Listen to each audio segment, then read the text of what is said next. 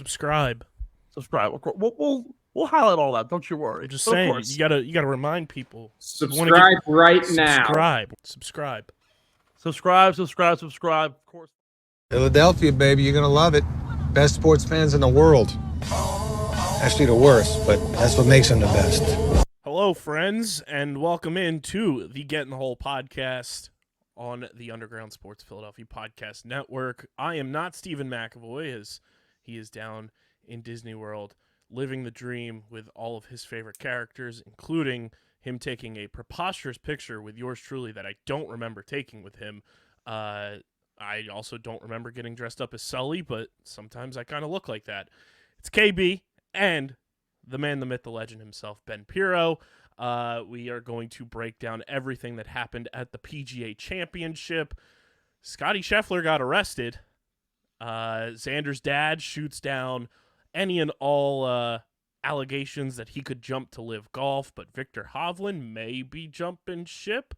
And we'll talk about some athletes that may be pretty good at golf or just big golf fans. And then we will preview the Charles Schwab Challenge coming up this weekend at Colonial Golf Course.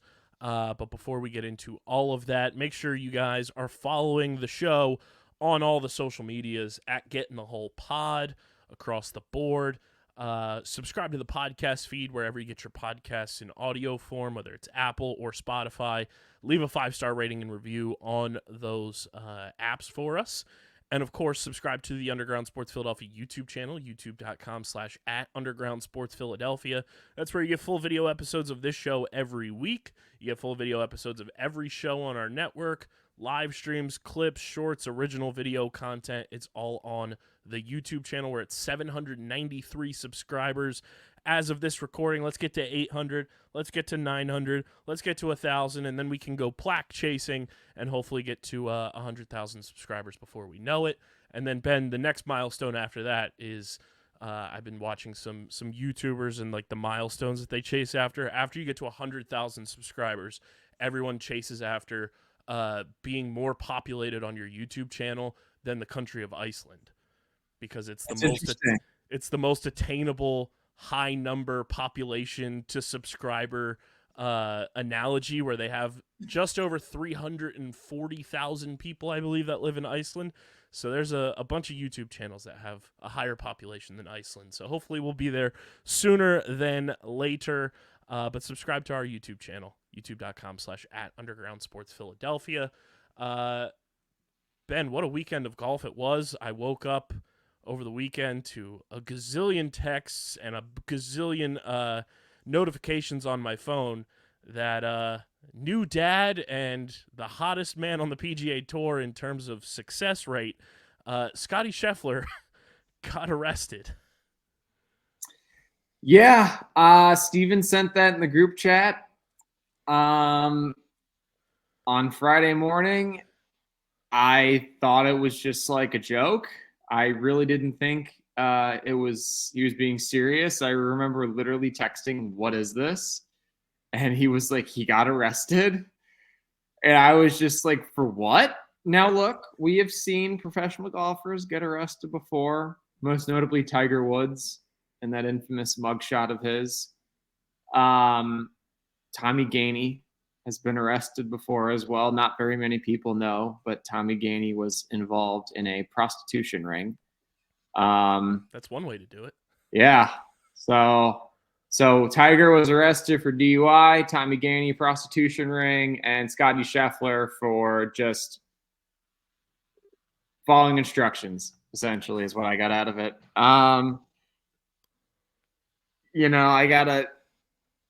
First of all, the fact that he went out and shot, I believe, 66 after being in a jail cell might be the most impressive round we have in 2024, and we're pretty much halfway done with the year. And I'm pretty confident to say, unless someone goes out there and shoots like 58, forget 59. If someone goes out there and shoots 58, I'm not even sure that could touch how impressive that round was. The guy was in a literal jail cell. He was stretching in the jail cell. What a quote that was. The the president of Valhalla, which was the club hosting the PGA, went to pick him up. There's always something with golf. And maybe it's because we're considered private contractors, you know? But I have to say, for someone who doesn't know much about golf, I feel like, and someone who is the butt of a lot of jokes, Colin Cowherd hit the nail on the head when discussing this on The Herd, his channel on FS1. And when he took this stance and he made this argument, it blew me away because I would have never thought to go down this path. But I agree with him. The fact that the best player in the world, the PGA Tour's, now granted, this event's not run by the PGA Tour, it's run by the PGA of America. It's a little different because like the four majors, they're run by four different golf entities. The fact that the unquestioned number one player in the world, like there is such a gap between Scottie and Rory, who I believe is number two. It's not even close.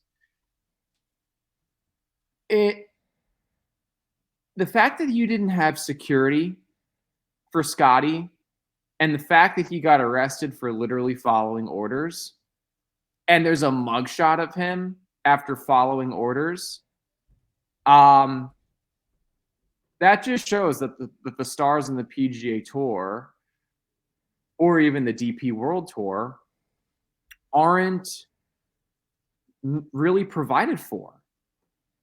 And that's incredibly concerning when your most marketable player, who is universally viewed as a great guy, is behind bars.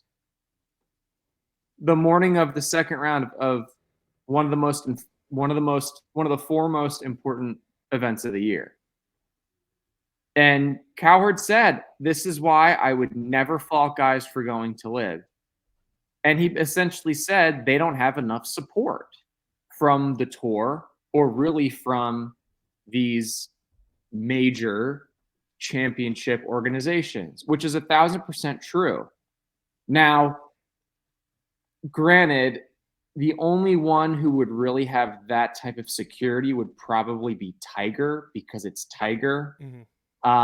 And I don't know how, if you're able to ask for extra security or if you end up paying for it. But the fact that these players were having to walk a mile or a mile and a half to get to the course just that they could have adequate time to warm up because the traffic was so horrendous. Now, granted, you and I both understand there was a tragedy that occurred, and our thoughts and prayers are with that family. That's obviously something very difficult to have to go through. I cannot imagine having. Has there been any news on that front of like what caused that? I might have missed it just in the. I think he just got hit crossing the street. I think that's how it happened. Like it's crazy, like how it can happen like that, And that being said, the traffic during that event, the entire event was an issue. It wasn't just an issue on that particular day. And it was very similar to that when the U.S. Open was at Shinnecock. Shinnecock, which is on the east end of Long Island, if you're going east to west, there was concern that players were going to be missing tee times because the traffic was so backed up and it's essentially a one-lane highway. And so the fact that there are not special arrangements made for these players who are the best players in the world, who are solely on their own, who pay their own money to go, play, travel, stay. Granted, yeah, they do have some things provided for them like food, which only the players can have, not the families, not the caddies, not the coaches, not the managers. This is where I will never fault someone for going to LIV, because financially, it's an opportunity that you can't pass up. And I had this discussion with an instructor And I said, who doesn't like LIV? And he said, I said, you have an opportunity to set your family up financially forever. And he goes, he's like, that's a weak excuse. I said, no, it's not. That's the perfect excuse. That's why, so you're going to sit there and say when John Calipari was coaching at Kentucky, those kids were like, yeah, I'm going to Kentucky because I'm going to get to the NBA and I'm going to be a first round pick. And my family is now going to have generational wealth. That's not a weak excuse for those kids. It's essentially the same thing, except really more money's at stake because LIV is basically begging guys to come play for them. And we can argue all we want that the product of the TV product isn't good, and the format of the tournament with the shotgun is a little bit gimmicky, and they don't deserve ranking points. Whatever. At the end of the day, like I have a saying, money doesn't buy happiness, but it can definitely buy you a lot of cool shit that can make you forget how unhappy you are for a little while. So I do believe that it's one of the crazier stories in golf, but this is exactly why I would never fault someone for going to LIV. And as KB and I said before, our thoughts and prayers are with that family because that is a horrendous tragedy that neither he nor I could ever could fathom. So yeah, 100%. And I mean, things are just getting stranger and stranger in what is referred to as the Commonwealth of Louisville, the Commonwealth of Kentucky, the city of Louisville. I don't know if you saw this video this morning, Ben, of the attorneys just having like a pissing match in court about Scottie flying home and all of this just legal jargon that's going on with this. And his court arraignment now has been delayed to June after, I believe it was on Sunday, it was reported that the charges were expected to be dropped. It should be. And then on Monday, we had the arraignment get delayed until June 3rd, and lawyers starting to get into just a ridiculous bickering match in court in front of a judge. And it is truly just, you're dealing with the fallout of a county attorney trying to prove a point when it comes to Scottie Scheffler, when there's like a misunderstanding in the whole thing, and people trying to, you have there's even like a deeper dive going into whether or not the cop who arrested Scottie Scheffler followed correct protocol in the entire thing. Allegedly, he didn't have a body cam on, which is against the law in Kentucky. And there's a whole bunch of just more and more that is like spewing out of this story that is just making it crazier and crazier, the fact that Scottie Scheffler got arrested. Well, and the other thing is, I said this to several people. He wasn't the cop wasn't even wearing the jacket he had on. It wasn't even like a police jacket. He looked like part of like traffic control, or like something that a crossing guard would wear. And so if I were Scottie and I had already been given the okay to go around and go into the event, and then I had some guy holding onto my car, demanding that I basically roll down my window and stop, I wouldn't stop, because I would think that you're like some type of lunatic. Mm-hmm. Like, who would, like, I said, I would have had no idea that was a cop either. I would have no idea. And Scottie even said, I had no idea you were a police officer. I would have never stopped. There's no body cam footage. Like, the only way that this cop is going to have any credence to anything is allegedly in that police report showing his $80 pants that were ruined beyond repair. But here's the thing. No one knew he was a police officer. No. Like, we still don't. Yeah. Like, it was the most, and I think given and I don't mean to get political, because this is really not a political podcast, given what has happened, the relationship between police, like law enforcement, and the public, dating back to 2020 in particular. And it does go further back prior to that, but really 2020 was when it really kind of came to a head, so to speak. It's really like the fact that he didn't have a body cam, which is, like you said, against the law in Kentucky. And the fact It's against the law, I think, in most states, if I'm not mistaken. I think it depends on the jurisdiction. I think that's what it is. But the fact that there wasn't a body cam and the fact that he potentially broke protocol and he got very aggressive with someone who was just complying with orders. He was complying with orders. That definitely is not a good look for sure.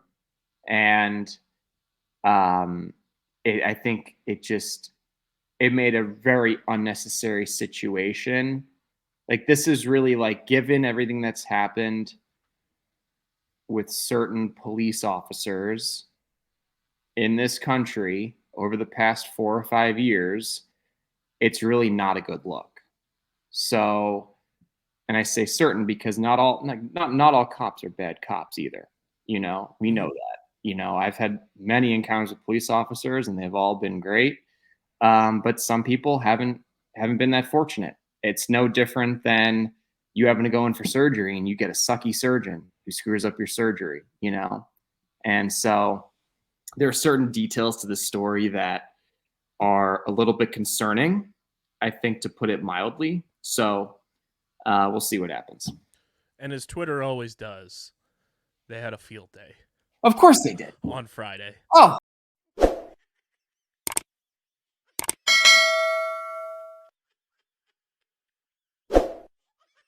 Get in the Hole is brought to you by PHI Apparel Company, our incredible merch partners.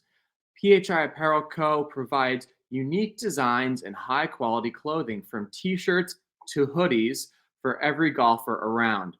With their original designs for all, there's no doubt you'll stand out on the course, the driving range, or at the 19th hole. Go to phiapparel.co and use code UNDERGROUND at checkout for 10% off any order. That's code UNDERGROUND at phiapparel.co and grab exclusive Get in the Hole podcast merch and support your favorite golfers.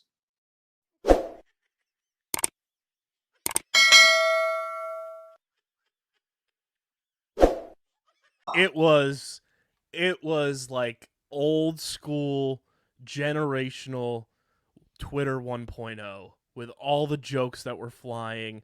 One of the best was the Jersey Shore Boardwalks just made a killing with the Scottie Scheffler mugshot on t-shirts. Oh my God. I saw somebody quote tweet a picture of this police officer saying, "Buddy looked like all the king's horses and all the king's men couldn't put Humpty Dumpty back together again." I saw one where it was, if you want to be the best, you got to beat the best, and it was just Tiger's mugshot next to Scottie's mugshot. It was an all-time let's get these jokes off day on Twitter. That's gonna be like, there are gonna be so many jokes about that for the rest of the year. And the thing that I like, despite like how chaotic and also sad the whole situation was, golf fans really showed out for Scottie that day. I mean, I think he basically functioned during that round off of pure support and adrenaline from the crowd. Yeah. Like, even he said after, he's like, my head's kind of spinning still. And he had Jameis Winston in the crowd. Oh my God. What a video. Jameis. I showed this to Ben before we started recording, but Jameis Winston is just in the crowd amongst the people cheering on Scottie, and somebody, I think it was the person who was recording the video, said, "Jameis, let's eat that W." Oh my God. Could you imagine if Scottie said that to Jameis? Just unbelievable. But yeah, we'll try to keep tabs on this story as it continues to develop, and obviously June 3rd is now when things have been pushed back to. We'll see if that continues to get pushed back more. But if I were Scottie, I would just be like, whatever the fine is, I'll pay it, and I just want to be done with it. Like 100%. that's just what I would do. I wouldn't even push it back. He's made so much money this year. I'm also not going to tell somebody how to spend their money. So, Yeah. but seriously. But the actual event that occurred, Xander Schauffele wins the PGA Championship. X gonna give it to you. Yeah. What a win.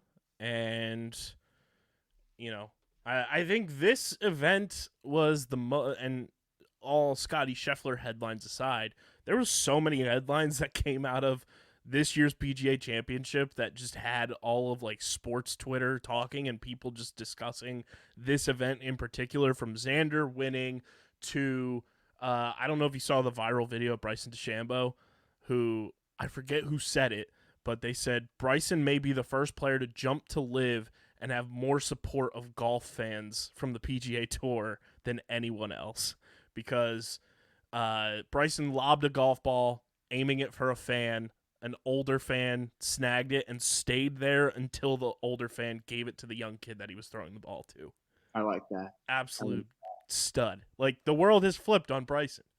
Well, I think Bryson, I know this is really about Xander, but real quick about Bryson, I really think the guy has I saw I think it was an Instagram post, and it just kind of highlighted certain things that Bryson would do that would just piss people off. Like when he had the battle with the rope, when he got in the eye with the rope, and it was just like, come on, guys. And he takes the towel away, and he's like, oh my God. People thinks he's hoity-toity for wearing the Kangol hats when he's this built dude.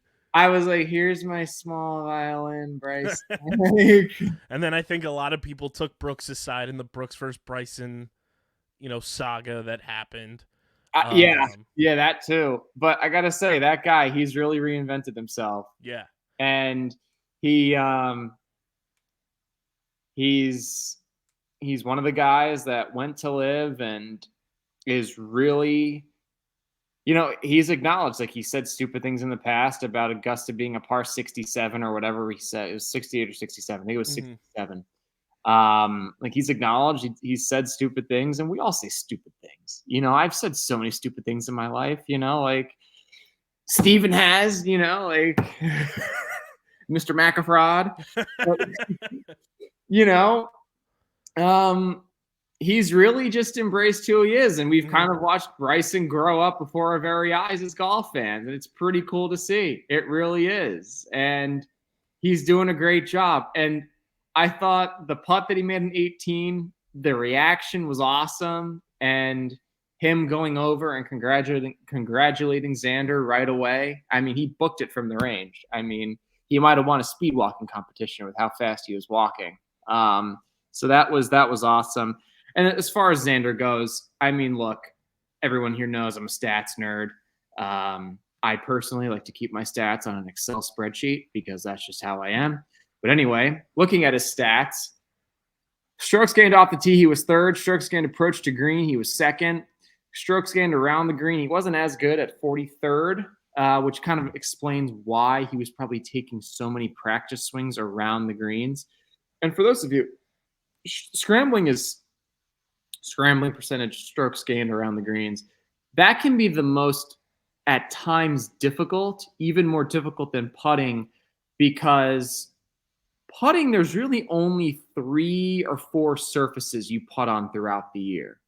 There's Bermuda, Poana, which is really just a weed, Bent, and I think I said Bermuda. But so there's 3 or 4. And while granted, yes, that's similar for the fairway and the rough types of grass that are used throughout the year in the PGA Tour, depending on where you are in the country. That's what makes chipping, pitching, and bunker play so difficult, because there's so many different types of sand. Like Augusta National, it's actually, their bunkers aren't even really sand. There's different types of sand. There's different types of grain and grass and rough grass that make it very difficult for guys to scramble week to week, because you're playing in a different part of the country. And so that probably explains why the numbers there were a little down, and why he was also taking so many practice swings. Strokes gained putting, he was 13th, which is well above average. And look, at the end of the day, I mean, he did the important things really well. He was tied for 16th in driving accuracy. Sand saves, he was 100%. Greens and reg, he had 83% of his greens. That's 60 out of 72 for 4 rounds at a major championship venue. That's incredibly impressive. Look, he did the things he needed to do, and he led the field in birdies. He led the field with only 2 bogeys. When I say led, he had the least amount of bogeys of anybody in the field at 2. He had, I believe, a double. But other than that, that's how you win a major championship. All those stats that I spewed out, when you hit it that good, you're not going to be statistically the best at putting, because you don't have to be, and for him to hit essentially 5 out of 6 greens every single time he had 6 holes, that just shows how incredible he was this week. And, Steven used to say he can't close. Well, guess what, Steven? Since you're hanging out with Mickey Mouse and whoever else you're hanging out with down there in Disneyland, this man can close, and I'm very proud of him. And I do believe that this is, I genuinely got so excited in my hotel room. I really did when he made that putt. It was awesome. And so, yeah, Steven, he can close. First time in a major that he's close. His first major win. He's now got 11 professional wins. Yep. And he is ranked number 2 behind Scottie. Yep. Pretty good. Pretty impressive. The other headline involving Xander is his dad shoots down rumors that he could jump to LIV.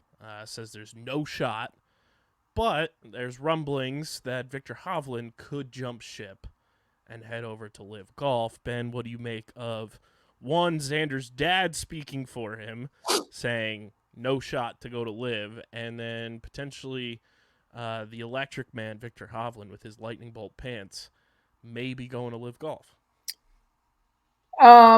Look, being that I know from my understanding, Xander and his dad are very tight. They're very close, which obviously I think is great. If I were Xander, though, I'd be like, Dad, I think you should probably be quiet. That's probably what I would say. If my dad said that, I'd tell him to shut up. That's just, I think if anybody's speaking about that, it should be the player and the player only. That's it. You never say never, though. You never do. Look at John Rahm. Yeah. Look at all these. Look at Brooks Koepka. He's like, yeah, opinions change. It's like, yeah, they do. They do change. Look at Rory McIlroy. That's why, when I told, we never actually discussed this, I don't believe, on the pod. I was the guy who found out that Rory was offered that contract from LIV. We did break that news. It was me, and I told Steven. So just so we're clear on that, it was us. We were the ones that reported first. But regardless, because no one likes to give us the credit that we deserve, which is even more the reason why you should like, comment, and subscribe and help us get to 1,000 and then 100,000, so we can our subscribers can outnumber the great country of Iceland, a place I've always wanted to go.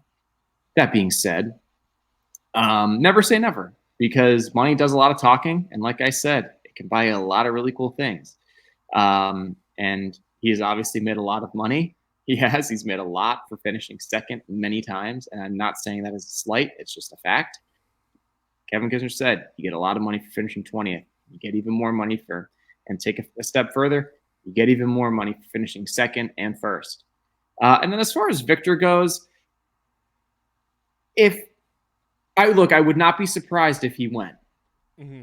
But why go now? That's my thing.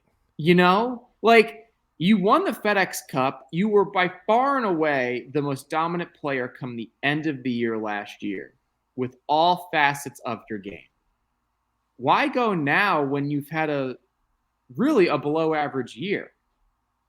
I feel like, I'm not going to say his value is as low as it could be, because that's not true, but your value was as high as it could be given that you won the FedEx Cup last year and you were running circles around those guys. Mm-hmm. That's a little bit strange to me. What do you think about that? That was the thing that stood out to me when I was looking at the rundown was Victor Hovland's stock when he won the FedEx Cup had never been higher.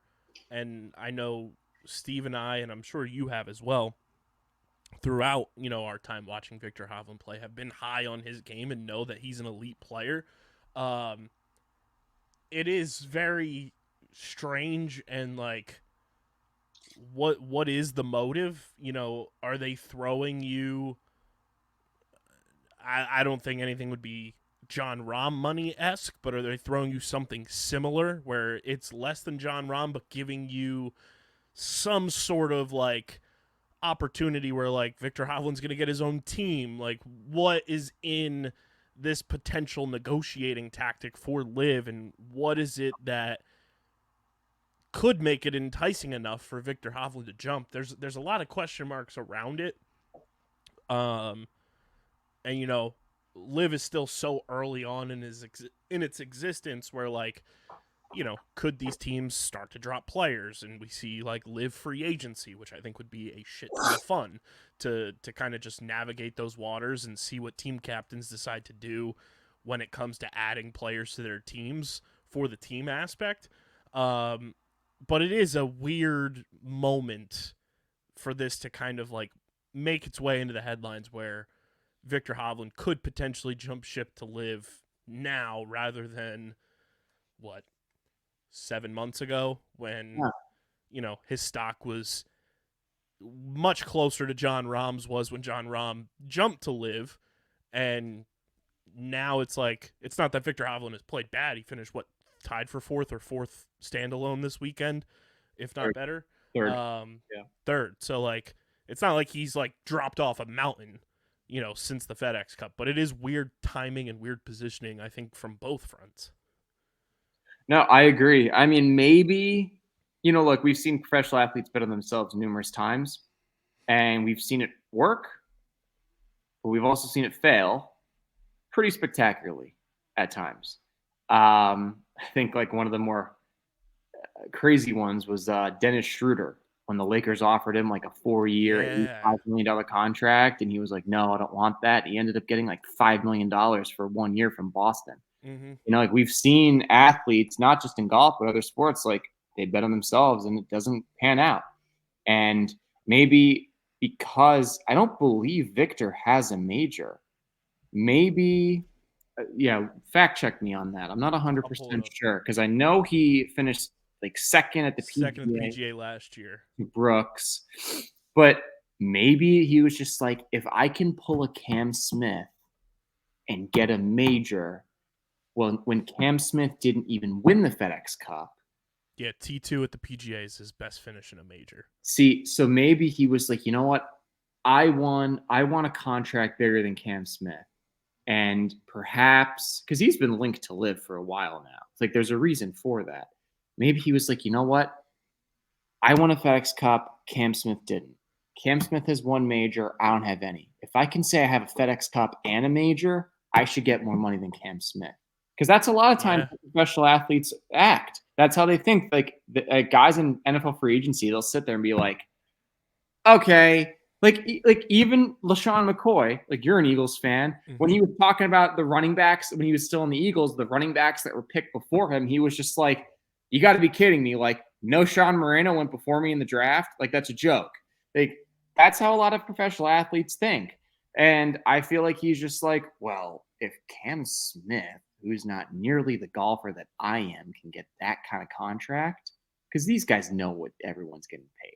It's not those inner circles, they know who's getting paid what over at LIV. He's just like, I'm going to try to go out and I'm going to go win a major. And right now it's kind of backfired a little bit on him, perhaps. And this is just pure speculation. Mm-hmm. This is kind of what we're told to do. So. Yeah, I've seen it recently in pro lacrosse where Dylan Ward, who's one of the best goaltenders in the National Lacrosse League and the Premier Lacrosse League, he's Team Canada's starting goalie, was allegedly, from rumors I had heard, was making $100,000 to play in the NLL for the Colorado Mammoth.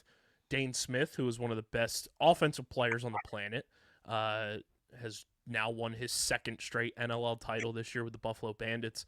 A few years ago, was entering free agency and went to the front office of the Bandits and said, I just won the MVP. Dylan Ward's making $100,000. I'm playing offense. I'm an offensive player for you. Pay me $100,000. And he got his deal. Yeah. I mean, like, I'll even throw another one in there. I don't know how familiar you are with the only reason I know who Jared Kelenic really is because he was a prospect in the Mets farm system. He was part of the Edwin Diaz trade and blah, blah, blah. Now he's with the dumbass Braves. I know. But if there's one team that can get the most out of him, I think it's them because they all know how to hit. Regardless, though, when he was still in the minors when he was still in the Mariners farm system, they offered him like a 6-year contract extension worth like $27 million. Don't quote me on that, but it was a sizable. It was definitely an extension for sure, and it was sizable for a minor league player, and he declined it because, in the words of I believe it was the former team president during his infamous Rotary Club meeting. you know what I'm talking about, right? Yeah. I believe he was talking about Kelenic, and he was just like, he believes he's going to be such a star that he's going to be worth way more than that. Kelenic is in his third organization now, and I'm pretty sure Kelenic, while he's done well given the signing bonus of being a top 10 draft pick and all that and playing Major League Baseball, $27 million sounds really nice when you're on basically your third team, third organization. So again, like, we see it go both ways. We've seen guys bet on themselves and in the past as well. It's happened and it's gone really well. We've seen it with college athletes as well. Like Jake Locker, everyone thought he was going to be like the number 1 overall pick, and he decided to go back for a final year at Washington, and he got hurt and it didn't work out. So we've seen it go both ways, and even if he does go to LIV, he's still going to get a lot of money. So it's, at that point, what's the difference between $300 and $400 million? Like, it's really not that big of a difference. Yeah, I mean, from a LIV perspective, you want to get a guy who is at this elite caliber right now, just entering his prime. Like Victor Hovland is 20. He's playing in his age 26 season. Will turn 27 in September. Like, that's a prime marketing player for LIV Golf. Well, I think the other thing, and like Steven and I touched on this, and I know you have as well. When LIV was initially making their signings, it was very much old guys that were past their prime that had just been mainstays on the PGA Tour. I wish I would have made the comparison then. It was very like guys coming from the Premier League and Serie A going to MLS early on. Yeah, that's exactly what it was. People referred to MLS as a retirement league. Yeah. No, it's very true. And I was just like, like, I understand what they're doing, but as far as like the product goes, like, the play's not going to be quite as good. Mm-hmm. And like, over time though, you have seen them sign players to big contracts like Rahm, Cam Smith, DJ. Granted, he's not the most motivated player in the world. He's not. But like, even Brooks, like, guys, like, they've started to go towards guys who are still in their prime or even just coming into their prime. So who knows? Like, I think that LIV as organization has made some very questionable signings. The TV product isn't quite as good, and I think they understand that at this point. But at the end of the day, like, if you can get a guy that's like 27 years old and he's still really good and he's not even really entered he's like at the beginning of his prime as a golfer, that's ideal. So, and hey, if you can get him for a little cheaper, like, that's always good, So we'll see. Yeah, I'm on LIV's website right now, just like scrolling through the players, and I gotta say, like, we've joked about how the team names aren't like the most they're not good. Marketable per se. No. I will say some of the logos are pretty good though. The logos are good. Yeah. Like, they got some good logos. It's the It's the names that are a little tough, but it is interesting. I'm scrolling through too, like they have guys that are like listed as reserve players for LIV right now, as well as Anthony Kim's designation is wild card player. Yeah. So there's other like avenues that I guess LIV can like get you in without you necessarily being on a team. Or Yeah. if a guy's out, here's your reserve player. But Yeah. I feel like if you're going to bring Viktor Hovland to LIV, he's the type of player that you're almost promising him like you're going to get your own team. Oh, you'd have to. He would not get as much as Rahm, but yeah, he'd be like. What would you ballpark Hovland to get money wise? Like, let's say he's getting a team, gets to name the team and everything. What dollar amount are you also giving to Viktor Hovland if you're dishing out that money? 4 years, $300 million. No, not even. I would go doing the math in my head because a lot of their contracts they front load them too. It sounds like.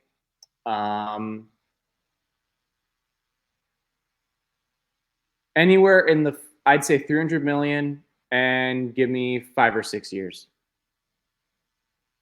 And if I think that's probably because I think Rahm, like because Rory, if for some reason I thought initially the contracts were for 4 years, then we found out some of them were actually for 2. Like Graham McDowell initially, he only had a 2-year deal, and then Rory basically, Mr. I didn't know what was going on, I didn't know any of this.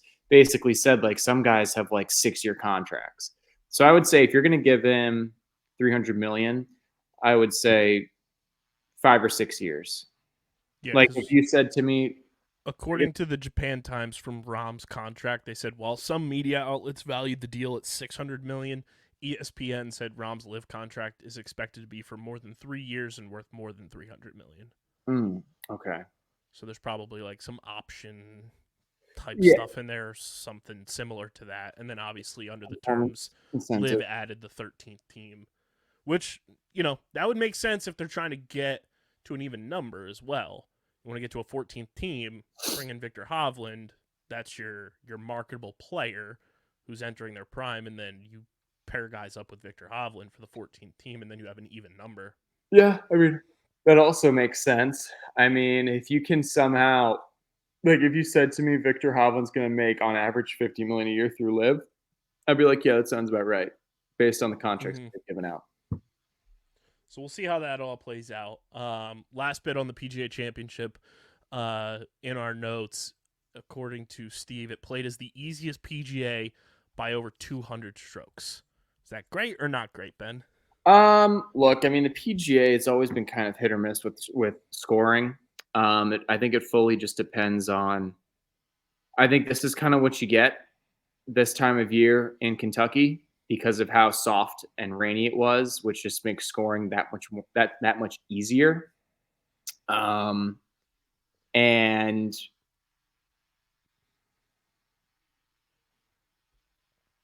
I don't think it's a bad thing, but if the PGA ever wanted to kind of curb that, they would have to move it back to August where it used to be. So I don't think it's necessarily a bad thing, but this is just like I went to school in Ohio in Cincinnati, which is right across the Kentucky River.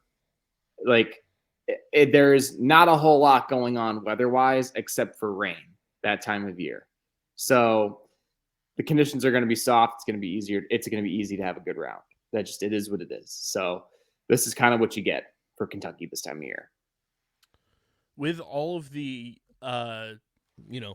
issues that occurred at Valhalla, how long do you think it will take for the PGA Championship to be played there again? Oh my gosh.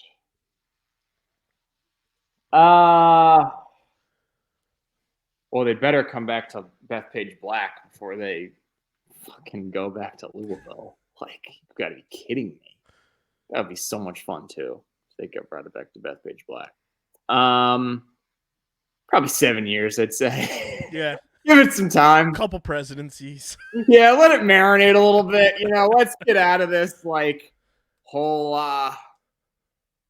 era. It's been kind of an ugly last 5 years or so in the world. So let's maybe let's get a couple At least 5. Yeah. I would say probably closer to 7, though. Because any golf course, like, I don't care if you're a PGA Tour sanction, like, put on event, or if you are PGA of America, the mat, whatever it may be, if you're going to hold an event, and this goes for any sport, any, concert, whatever it may be, you know that this is occurring.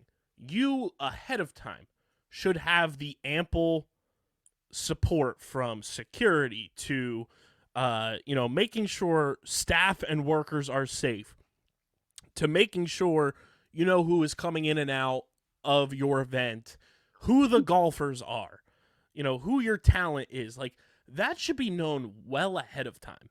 And the fact that it wasn't, and it was this much of a shit show on the outside of the golf event that went on at Valhalla, is a huge blunder for the PGA Tour. And I know it's not their actual event, but it's something held on their tour, and that's just a black eye for them. It speaks to it, like I said before. It just speaks to how the players are not properly cared for, provided for.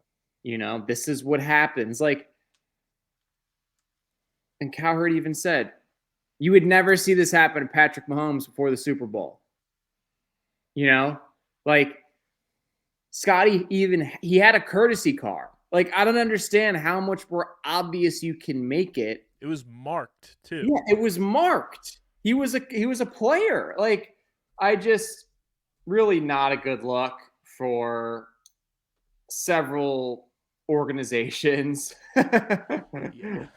Like Louisville PD or whoever that was. That not a good look for you guys at all. Really not a good look. So, especially given the political climate in today's world. So, anyway, that's tough look. Tough. Not a good look. Not a good. Hey, but at the end of the day, Xander got the job done. He did. Congrats to Xander Schauffele. Hell yeah. We are going to take a quick break to have a word from our sponsors. But on the other side, we're going to talk about potentially another athlete who's pretty good at golf. Teed it up at the Korn Ferry Tour qualifier. We'll talk about that. We will also get you set for the Charles Schwab Challenge and, of course, beer money, everyone's favorite segment on this show. Don't go anywhere. It's the Get in the Hole podcast with KB and Ben right here on the Underground Sports Philadelphia Podcast Network.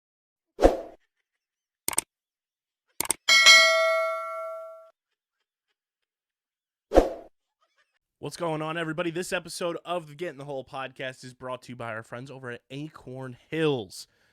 And as the great Ralph Waldo Emerson once said, the creation of 1,000 forests is in one acorn.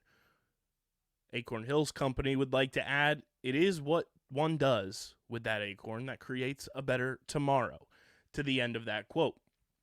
Nate, amazing guy. It was awesome meeting Nate when we first brought Acorn Hills on board and they got on board with us.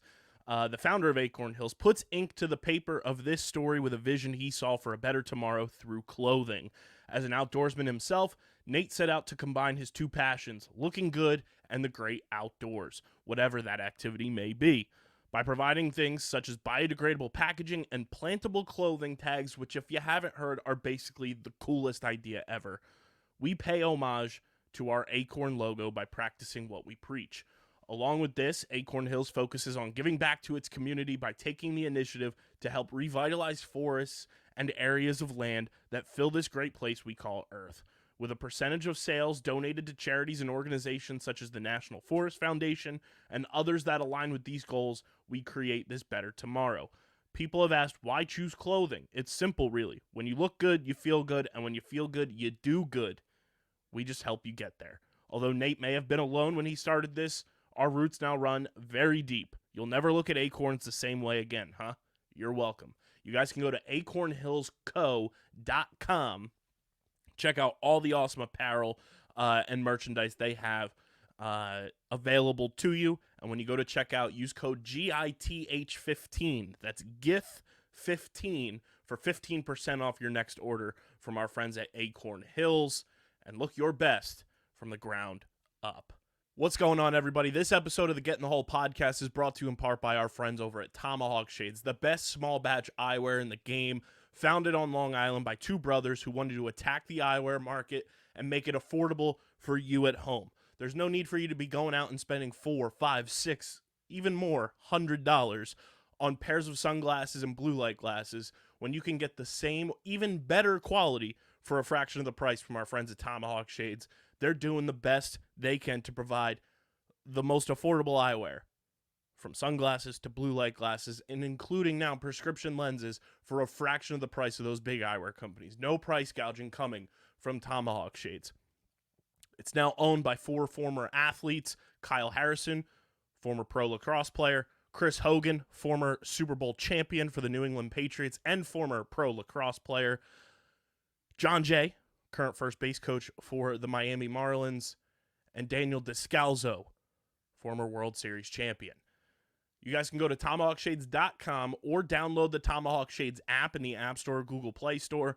And when you go to checkout, use our code USP for 25% off your entire order from our friends at Tomahawk Shades, taking 25% off of an already affordable price from Tomahawk Shades. They're hooking you up big time. They've been rocking with us for years now. So go to TomahawkShades.com or download the app in the App Store or Google Play Store. And when you go to checkout, use code USP for 25% off your order from our friends at Tomahawk Shades. Now, let's get back into the episode.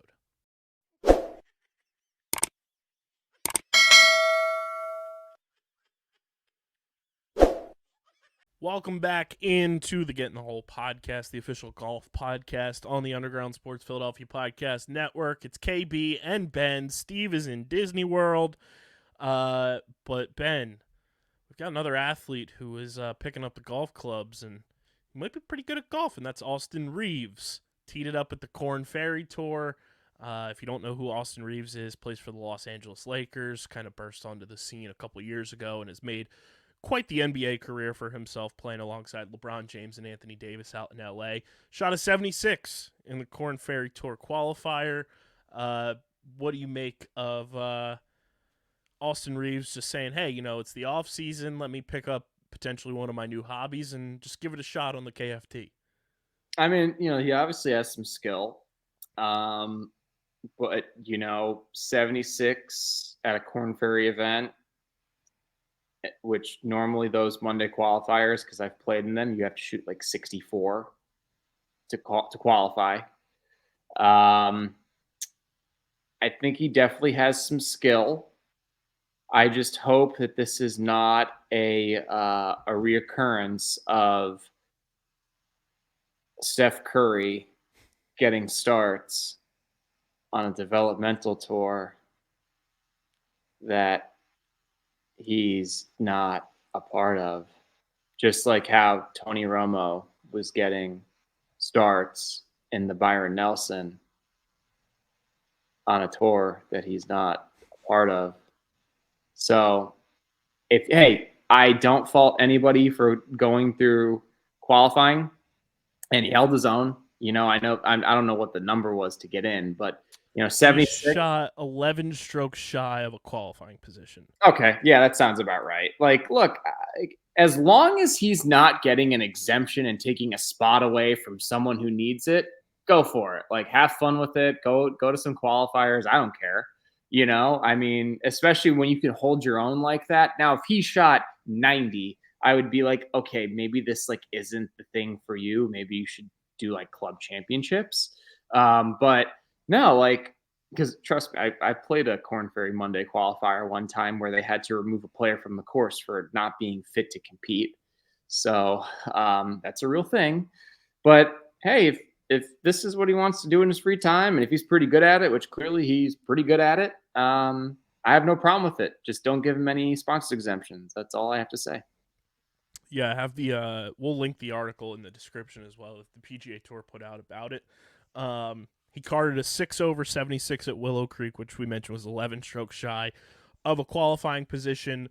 Reeves said you can't really compare anything to it after signing his card Monday. I was nervous, I will say that, but it was a lot of fun. I was on the first tee shaking a little bit, didn't hit a good ball, but other than that, it was a lot of fun to play some competitive golf.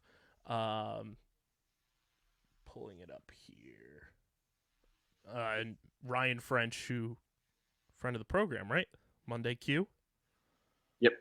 He was first to report that Austin Reaves was playing in the qualifier. He's on the ball with everything, that guy. Stud. He's so good at his job. He started on the back nine at Willow Creek. He opened with a birdie at the par 5 10th before dropping back with bogeys on 12, 14, and 15. He added a birdie at 16, but closed the 9 with back-to-back bogeys at 17 and 18, turning in 3 over 38. And then Reaves made bogey at number 1 and then followed 4 straight pars with a triple bogey at par 3 6th. He finished strong with 2 pars and a birdie at par 5 9th.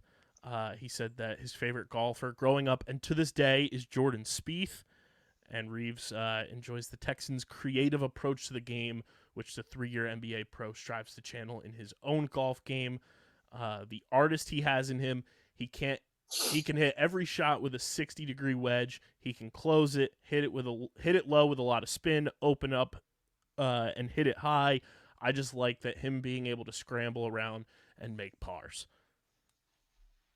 Yeah, I think he hit the nail on the head, and I think it's great to see other athletes trying to play. Now, this is more of a hobby for him. You know, I don't know how familiar you are with tennis, but Marty Fish, he was a former tennis player, top 10 player in the world. He plays professional golf now, I believe. So, it's very interesting to see how growing up, golf was not the cool sport when I was growing up, and I'm sure it was the same for you. And now it's like all of these ridiculously good professional athletes who everybody idolizes growing up, they play golf. Mm-hmm. And they enjoy doing it, and they enjoy playing competitively. Like Michael Jordan loves playing golf. Scottie You know? Pippen. What's that? Scottie Pippen plays. Yeah, He's pretty damn good. Yeah, like it's a lot of really good guys. Like, hey, I'm wearing a Mets hat right now, and this might irk some Met fans up or some Met fans out there. But Yoenis Cespedes loves golf. Jeff McNeil, scratch golfer. Actually, so I have a plug for a potential, 18 holes with Jeff McNeil. Heyo. So I'm gonna just leave it at that. I'll tell Love you that. after the show. It's a shame that Steven's not here to see this because, damn, he misses all the good stuff. But last fall, Austin Reaves was prompted on Zach Lowe's podcast to name the best golfer in the NBA. He said himself, apparently Austin Reaves carries a plus 2.2 handicap index in California. That's pretty good. That's pretty good. Pretty good. But those are fighting words. I don't know. I'd like to see him. You know what? Actually, I have a great idea. For the next Capital One's The Match, Steph Curry and Austin Reaves. Boom. I like that. That would be a good one. I think that would be hysterical. Charles Barkley commentating on it. I think Max Homa on course commentary. I think that would be awesome. That would be fun. It would also add a fun twist to it. I forget if they've done this. They may have, because wasn't it Steph and Clay versus Mahomes and Kelsey at one of the match? That sounds about right. Yeah. Because with all the discourse about NBA and NFL players playing in their respective sports, it would be fun to see the basketball players actually team up and go against the NFL players. Oh, that would be fun. Like if you could get, if it could be Steph and Austin Reaves versus like Mahomes and Josh Allen. Because Josh Allen plays golf. Mm-hmm. He's pretty good at it too. I think that would be awesome. I think that would be really, really funny. And also it would just, the thing but if they did head-to-head, if it was Austin Reaves or Steph Curry, in the event that the Warriors end up poaching LeBron from the Lakers, how awesome would that be? Like, Steph's like, hey, man, like, LeBron's pretty good. Like, why can't you figure it out, Also, if it is head-to-head between Austin Reaves and Steph Curry, winner, does that team's fan base try to claim a banner to hang in their respective arena? Given the Because those two teams would 100% have fan bases that would be like, yep, hang the banner, Steph Curry won the match, or Austin Reaves won the match. I think the Lakers would probably push harder for it. The Lakers tend to push harder for it because they really haven't won a legitimate title since Kobe was there.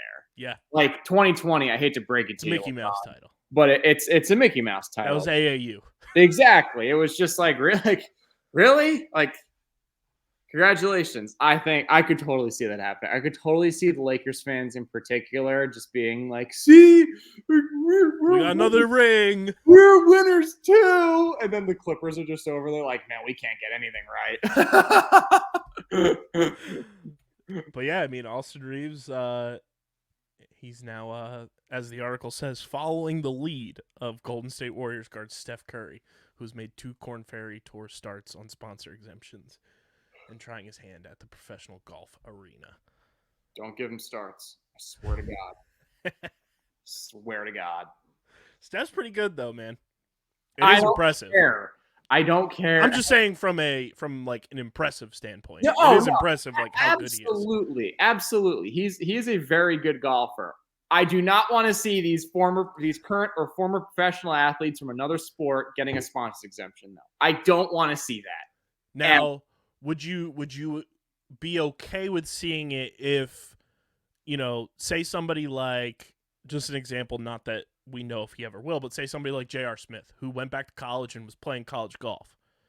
If J.R. Smith was following the path of, like, trying to play professionally, would you be okay with that? No.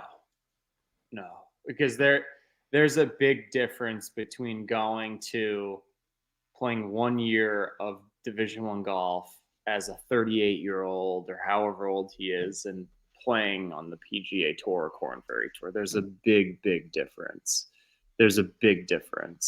I think, like... You nailed that. He is 38. I'm a genius. See, I know all the useless sports facts, guys. Like, I'm him. I am that guy. Let's see. But yeah, no, I would not be a fan of that either. It's just, I think... it also kind of makes golfers look bad, when an athlete from another sport comes over and beats you. Like, that's not a good look. You wouldn't see that in tennis. You wouldn't see that in base. Here's the thing. You would never see a golfer go to, like, playing an MLB game and get a hit. You wouldn't see it. You wouldn't see a golfer go to an NBA game. Maybe Dustin Johnson back in the day when he was, like, 25.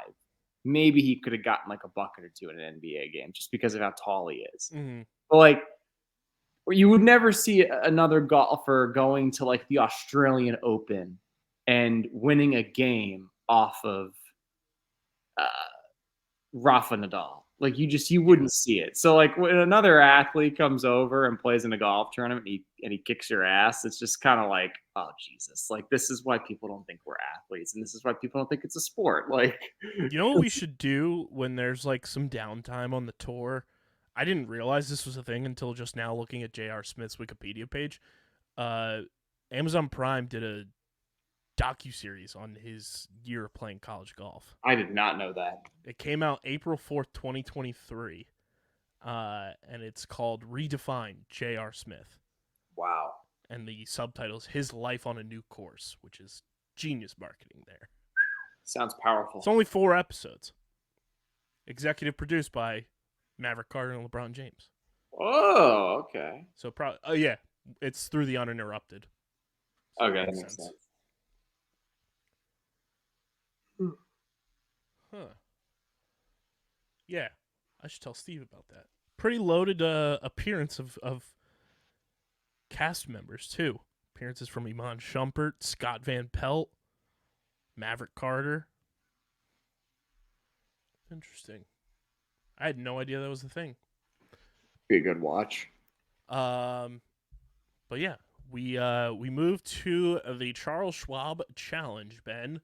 The next event on the tour. And as we were mentioning before we started recording, the event after a major is always such a like not a letdown per se, but just like it doesn't have that juice No, it Major has. doesn't. It doesn't. And I know we're about to get into beer money and just, I mean, looking at like There's some names. There are some names. Why Scottie is playing, I don't know. I would probably take a couple weeks off if I were him, but hey, good Max for Homa playing. Tony Max playing. Colin Morikawa, Jordan Spieth, who's won this event before, I believe. Siwoo Kim and Wu Lee. So we got some good players. We got some guys. Tom Kim could be a potentially good. Zayden Hoot's playing. Yeah, that's your guy. All name team. All name team right there. Absolutely, yeah. The other guy that used to be the all name team. Now I'm not 100% sure, but Taylor Gooch made the cut at the PGA Championship, and I was very, very happy because Steve picked him to miss the cut. And so, yeah. Hey, Steve, I beat you. Spieth playing. Hey, Steve, I beat you 4-2 in beer money this week. And if it wasn't for your lame pick of the top 2 machine being picked to finish top 10, Xander Schauffele, it would have been 4-1 probably. That was a Mickey Mouse pick. Anyway, this is going to be a good week. It's a pretty historic event. A lot of history at this course. They did just do a renovation. So it'll be interesting. It's always interesting. The thing with renovations, I'm at PGA Tour events, I'm always interested to see how it holds up with the pros, because there's a course in Chicago named Cog Hill, and back in the day they used to hold the BMW Championship like every single year, it felt like. And the goal when they did a renovation, adding so many new bunkers, was to potentially have a major championship there. And actually it did the opposite. It pretty much destroyed the course because guys ended up basically ripping it to shreds as a result. It was pretty crazy. And the PGA Tour hasn't been back since, probably since like 2011 or 12. So it's very interesting to see how these courses, now look, some of them, like a course like Bethpage Black, they had the 2002 US Open there. It was so difficult to the point where they had to make it easier for the guys to play. Like certain guys literally could not reach the fairway on the 10th hole. Like they were aiming for the 5-yard wide walking strip from the tee to the fairway. That's how difficult that course was playing. But so it'll be very interesting to see how this course holds up. Granted, not a loaded field. We do have the unquestioned best golfer on the planet playing as well. So we'll see what happens. Yeah.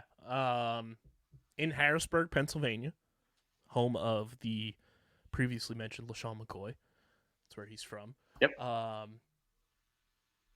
Yeah, it's gonna be interesting to see how it does feel like a more loaded field post major than we traditionally get, which is exciting. Did you say this course is in Pennsylvania? Yeah. It's in Fort Worth, Texas, bud. Is it? That's yes, not what.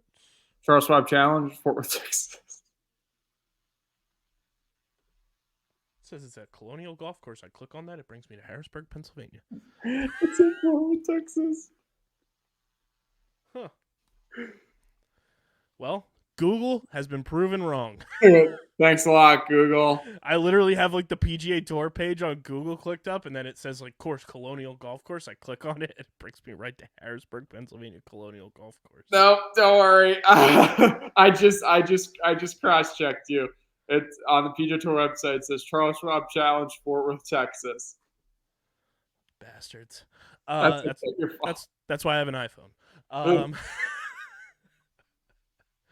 Anyway, doesn't discredit my point that it does feel like a more loaded field post-major than we traditionally get on tour. Do you think it would be considered this loaded without Scottie, though? I feel like Scottie might be carrying this field as far as name recognition goes. I mean, Max Homa's playing, which I think is in the more recent years, like he's a guy that a lot of people have gravitated towards, and I know he's gotten like the bump from his appearances on Part of My Take and things like that, and getting him in just like the cultural sports like zeitgeist. I think Colin Morikawa playing is a big name too that a lot of people recognize. Let me see some of the other names that we were rattling through. But I do think, with Scottie playing, obviously people are going to turn the TV on simply from everything that happened this past weekend too. I agree 100%. But it does feel like usually after a major, especially the past few years, like a lot of the bigger names will take that following week off. Well, I think part of that, not only because it's the week after a major and you exert so much energy, but you also have the elevated events where you have to play in every single one except for one of them, right? So I do think that does play a role in it as well, because it's just like, all right, I got to play the 4 majors. Like, hypothetically, you're Rory McIlroy. I got to play the 4 majors. And then I have, like, I don't know how many elevated events are. There might be 7. And then I got to play the 7 elevated events because that's where the most, because I have to. And, like, I get one off, whatever. So it makes sense because you're putting all that energy in because those events are worth the most. Now, granted, the 4 majors are worth more. But it does make sense why guys are just like, all right, like I just played an elevated event and hypothetically played an elevated event. Then I took the week off and then I went to the major early and I worked my ass off and I just grinded to like a tied for 7th finish, hypothetically. Like I need a little bit of a break. So that makes sense for sure. Because major championships, especially, very, very stressful. They're very stressful to play in, for sure.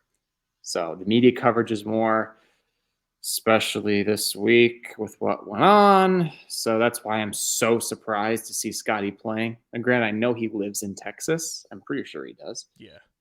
So kind of a home game for him.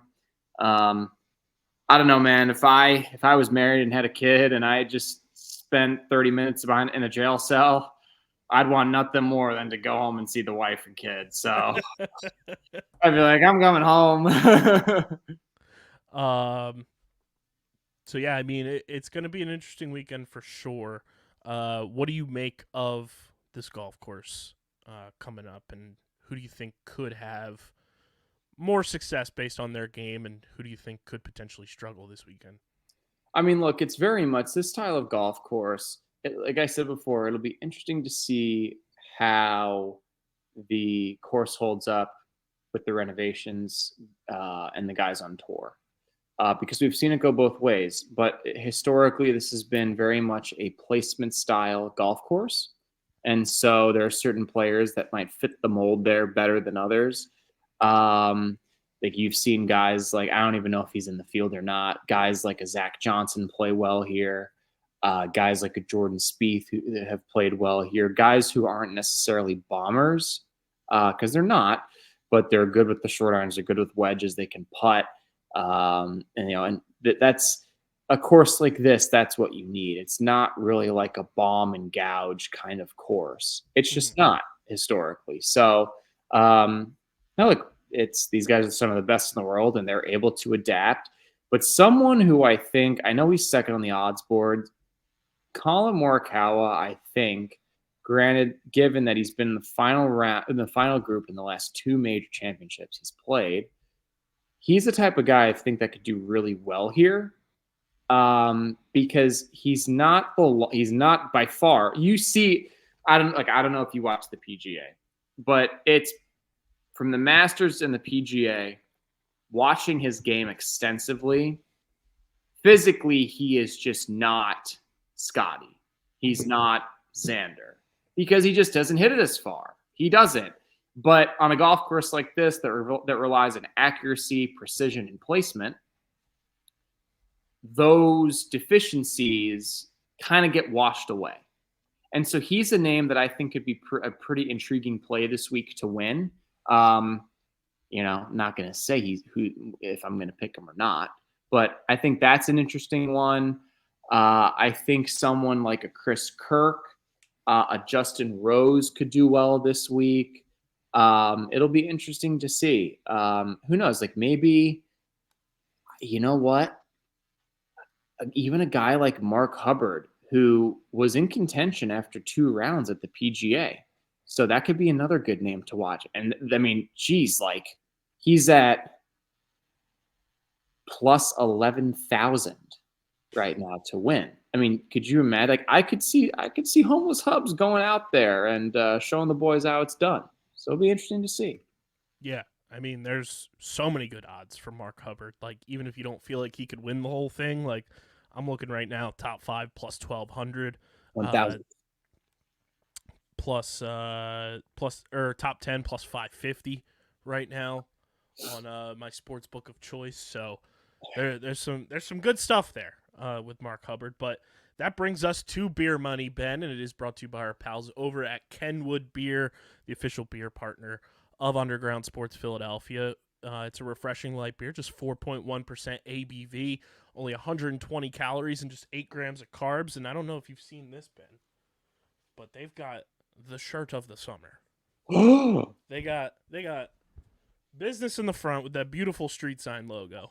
Looks so But cool. then party in the back. I love that. That is a great shirt. It's beautiful. Whoever designed that, give him a promotion.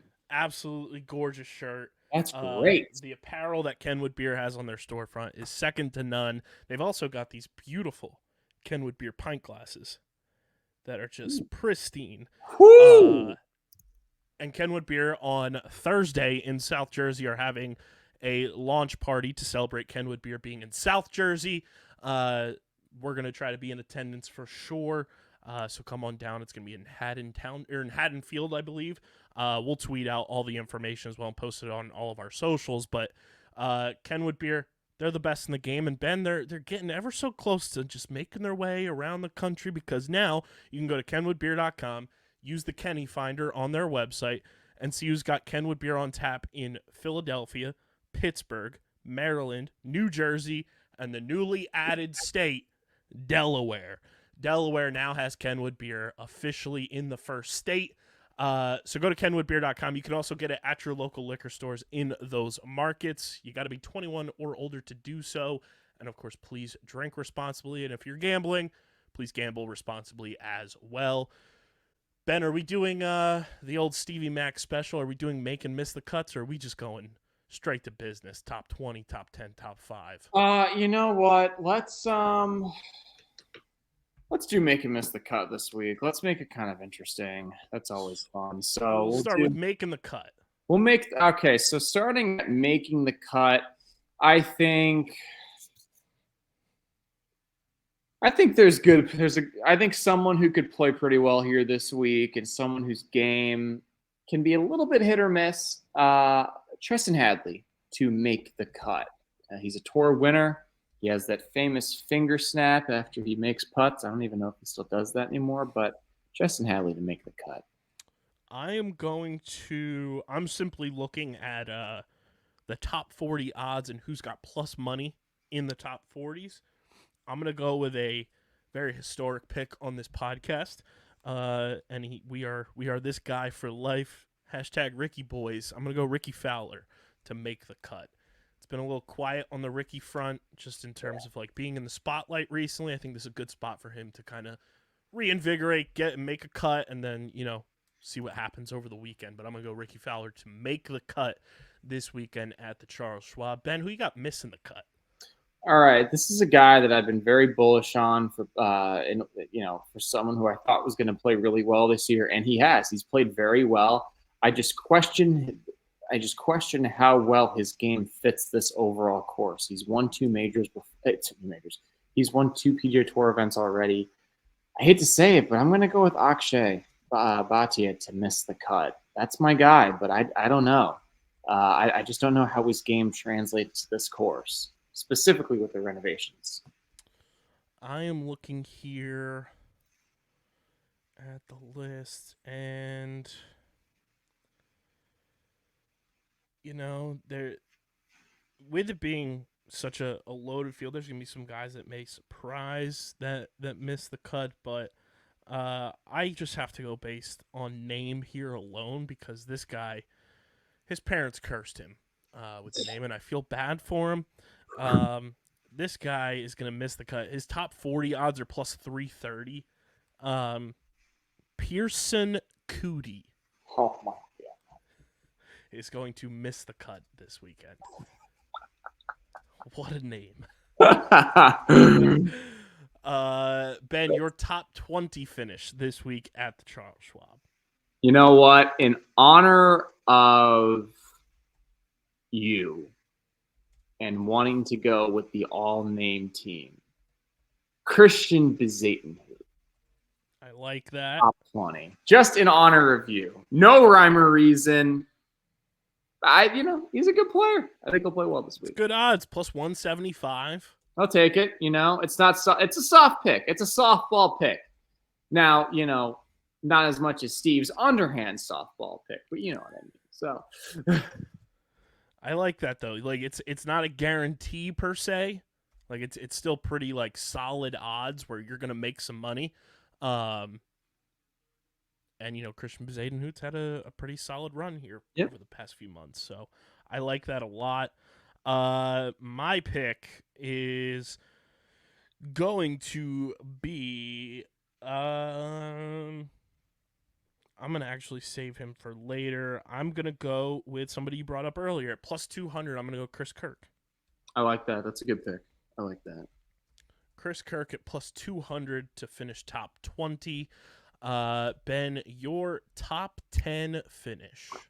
Okay, so this is someone who's really come on strong the past 3 or 4 weeks.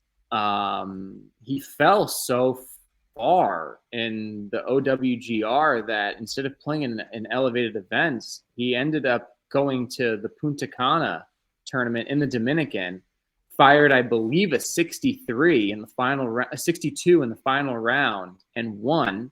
And ever since then, he's played well. He played well last week at the PGA. He's had a very good run. It seems as if he's regained his confidence on the course. I like my man, the Florida Gator, Billy Horschel, to finish top 10 this week.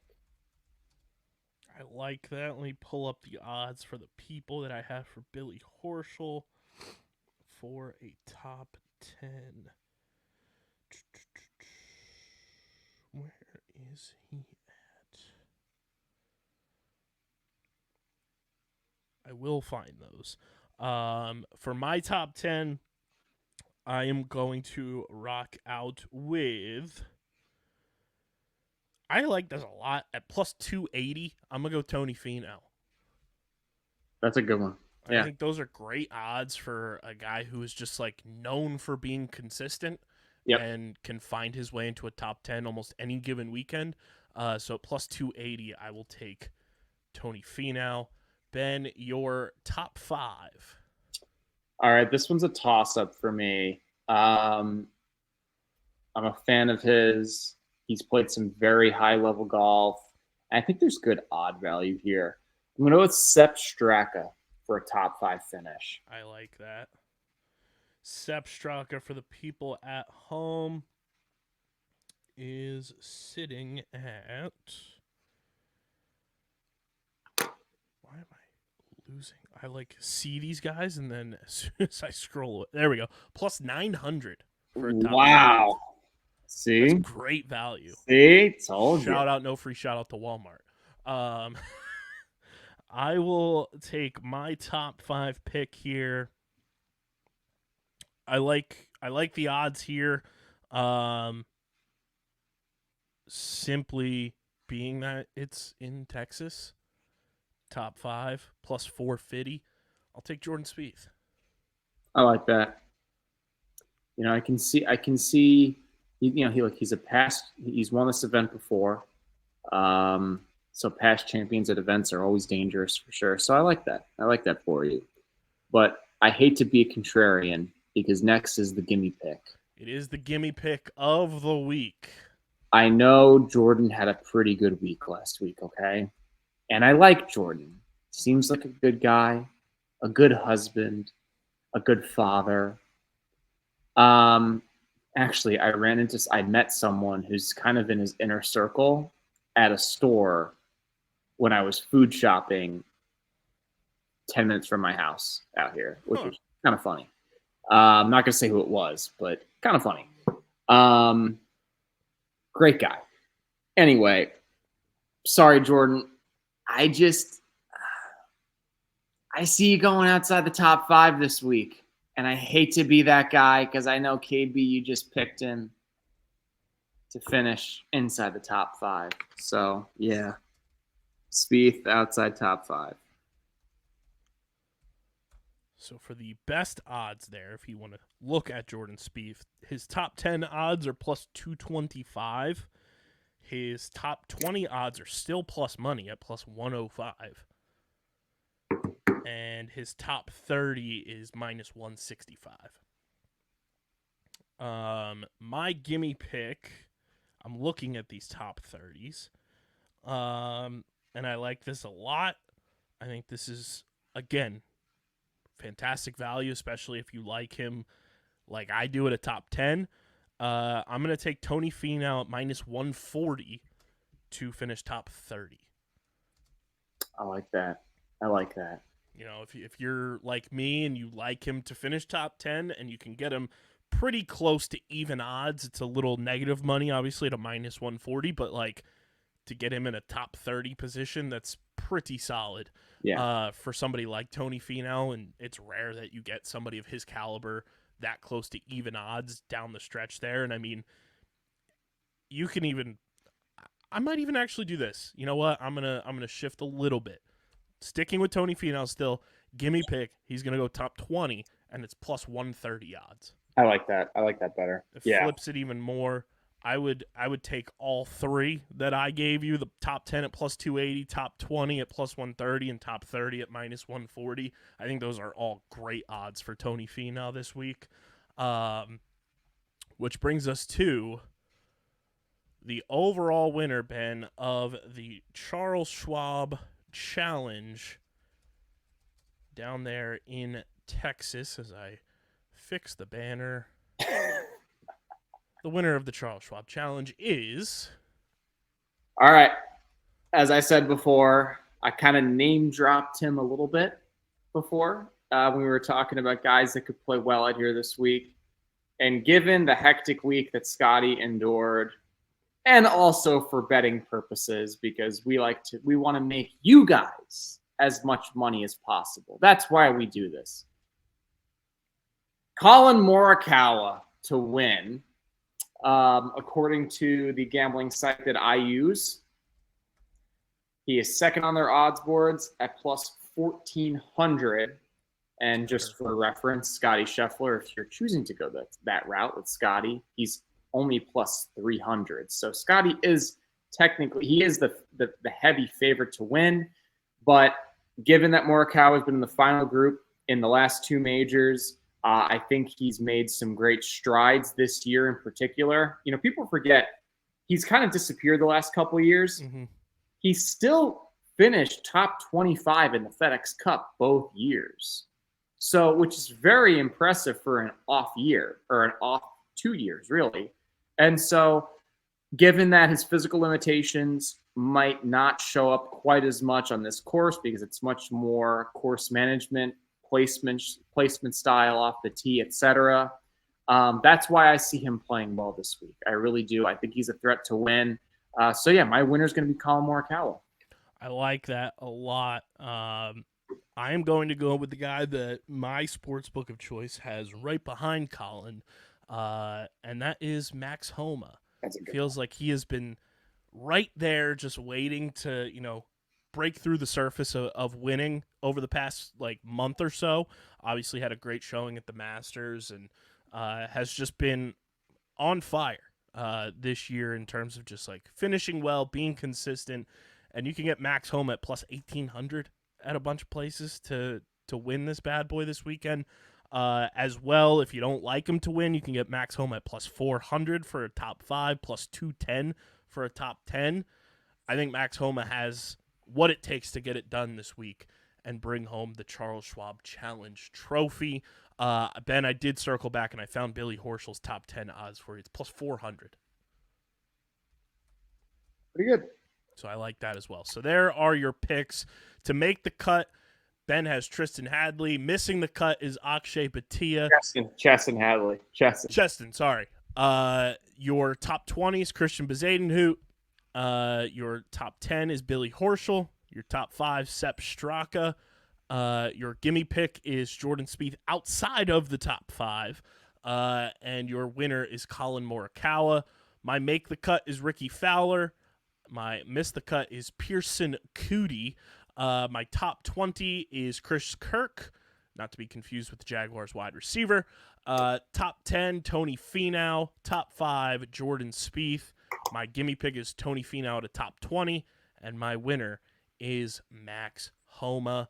Ben, I think we end the show with a story we were talking about before we started recording and your interactions with a pretty well-known NFL owner.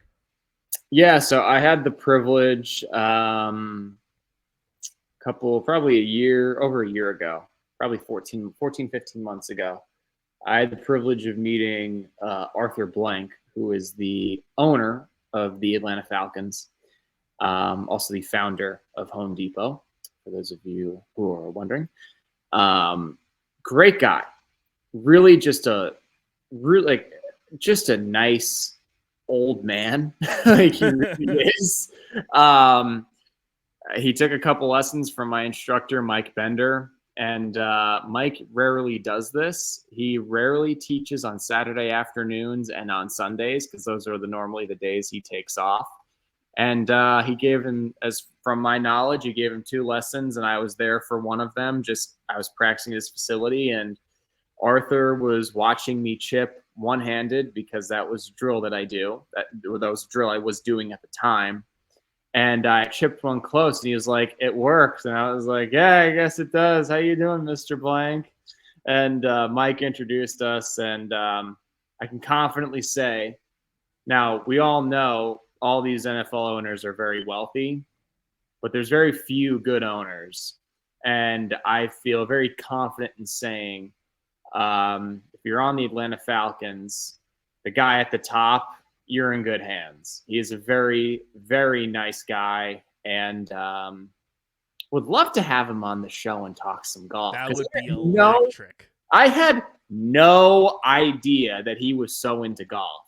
No idea. So, and he really wasn't that bad. So, yeah. I would have no problem having him on the show. That would be electric to get Arthur Blank on this show. I feel like he's a guy that is so well known just because he has like such a distinguished look to him. Mm-hmm. Like he is like a unique character in our society and in our world that so many people recognize him, but may not necessarily know exactly who he is unless you're an NFL fan or like in the sports world. But that is so sick. Like, and like you said, like there's very few owners that you feel have the best interest, not only of the team at heart, but the entire organization. Like, I feel very lucky that like Jeffrey Lurie is the owner of the Eagles because I feel like he is one of those few owners that has the entire organization's well-being at the top of his list. And it does feel like Arthur Blank has that best interest at heart for everyone in the organization, fans, players, the whole 9 yards.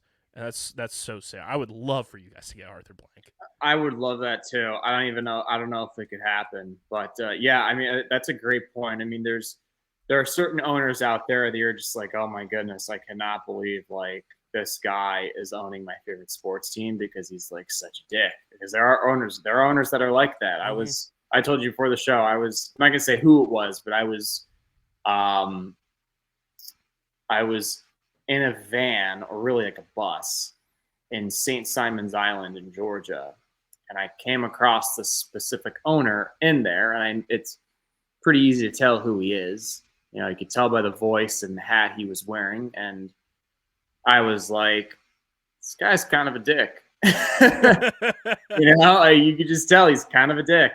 And I'm just like, oh, Jesus, you know. And then you meet a guy like Arthur Blank, who is just like one of the nicest guys ever. It's kind of like, I know the Mets are like the butt of all jokes right now. I get it. I understand it. Okay.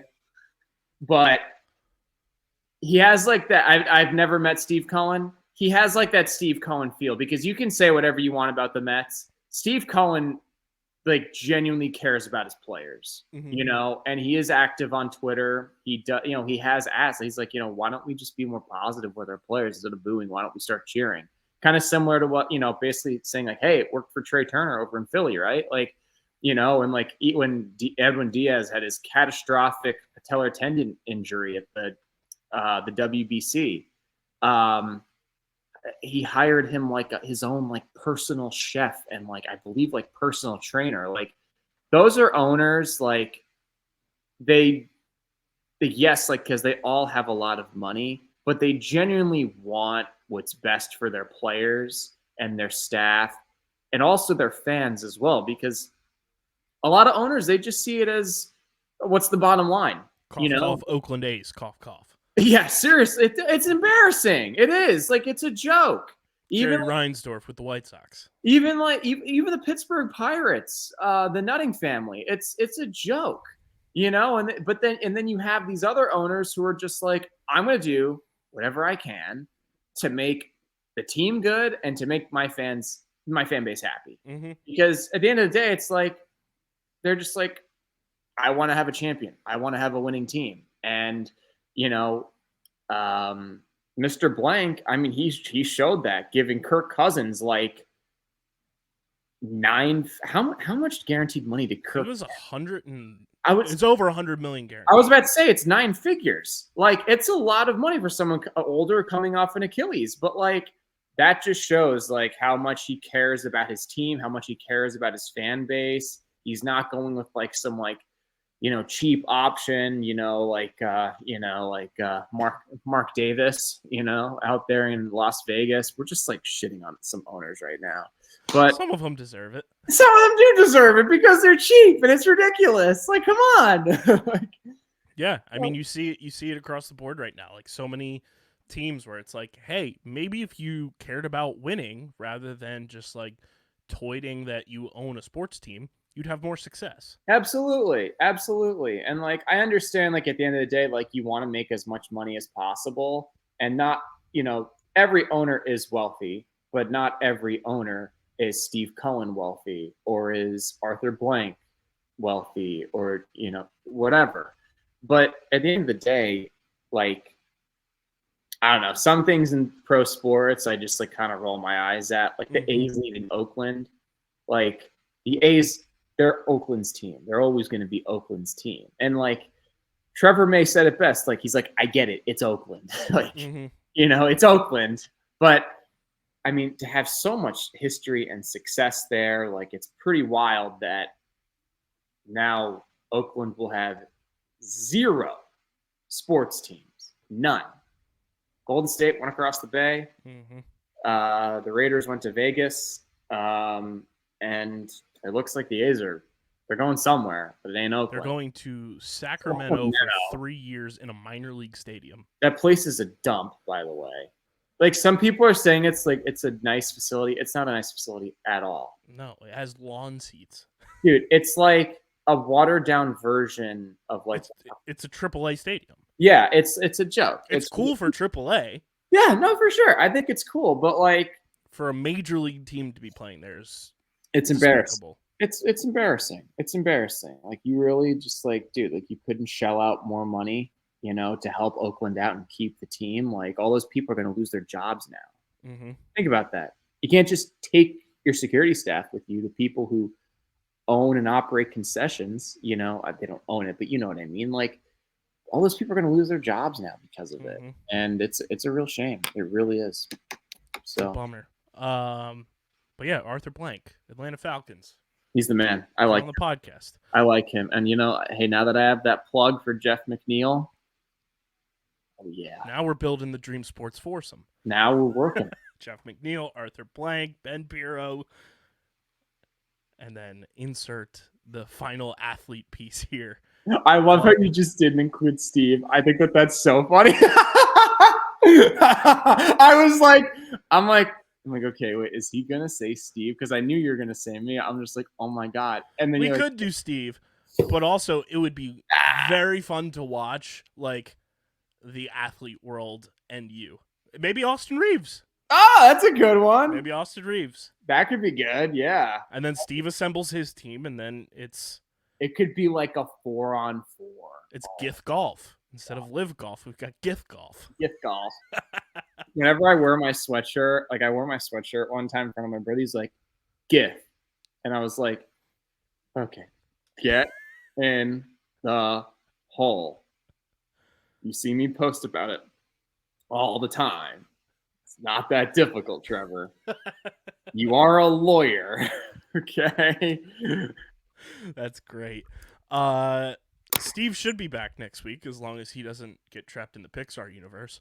But make sure you guys are following us on all the socials across the board at Getting the Whole Pod. Follow Ben at Pirro_Ben. You can follow me at KBIZZL311. Follow Steve at Real Steve McAvoy. Subscribe to the podcast feed on Apple and Spotify. Leave those 5-star ratings and reviews. It goes a long way for helping the show continue to grow, helps more people find Get in the Hole and Underground Sports Philadelphia on your podcast app of choice. Subscribe to the Underground Sports Philadelphia YouTube channel, youtube.com/@UndergroundSportsPhiladelphia. That's where you get full video episodes of this show every week, full video episodes of every show on our network. And I don't know if Steve's ever dropped this on there, but there is a Get in the Hole podcast YouTube channel that we're going to start posting clips and, videos that Ben posts on the golf course and everything to kind of build some channel currency. That's also youtube.com/@GetInTheWholePod. So subscribe there. That'll be linked in the description. And, of course, get your merch from our awesome merch partners at PHI Apparel Company. Use code Underground at checkout at phiapparel.co to get 10% off your merch orders. And everybody enjoy the Charles Schwab Challenge. At least it's a loaded field following a major. And this has been another episode of the Get in the Hole podcast, brought to you by Underground Sports Philadelphia and on the Underground Sports Philadelphia Podcast Network. For Ben, KB, we'll catch you guys on. Thanks for listening to Get in the Hole, the official golf podcast of Underground Sports Philadelphia. Catch us every week wherever you get your favorite podcasts, and be sure to like and subscribe on Apple, Spotify, and YouTube. You can follow us on Twitter and Instagram at GetInTheWholePod, and follow Underground Sports Philadelphia at UndergroundPHI. We'll see you next time, and remember, get in the hole!